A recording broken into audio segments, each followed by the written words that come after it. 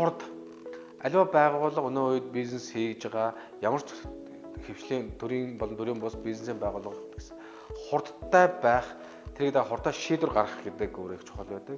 Тэгэхээр онлайн уулзалт гэдэг нь өөрөө цахим уулзалт бол хурдтай байх боломжийг олгож байгаа юм зүйл байна.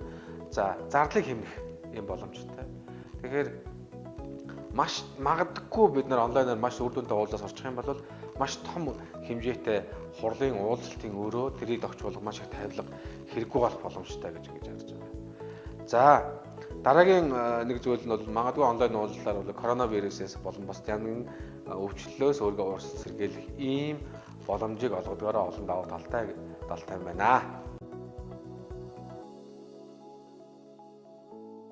Та захимаар уулзалтаа хийхээр төлөвлөж байгаа бол шийдсэн бол онлайнаар захимаар уулзалт хийх софтвер програм хангуулж сонгох шаардлагатай болдог. За тэгэхээр бид өнөөдөр дэлхийн нийтээр өргөн ашиглагдаж байгаа хэрэглэхэд хялбар, боломжийн үнэтэй ийм дараах програм хангамжуудыг санал болгож байна.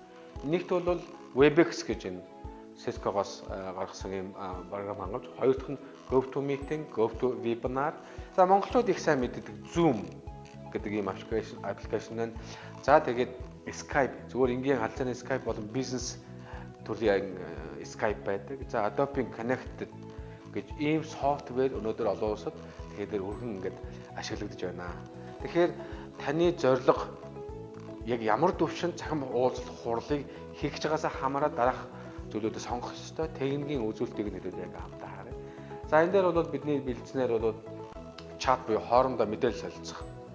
Бүх хүмүүстэй болон хэн нэгэндээ тусгаалan чат хийх боломжтой эсхийг энд оруулсан байна. Дараагийнх нь бол whiteboard буюу самбар ашиглаж хүмүүсийн санаа оноог энэ дээр авах юм боломжийг бүрдүүлсэн ийм зүйл байж байна. За тэгвэл Webex-ийн хувьд бол чат боломжтой байдаг.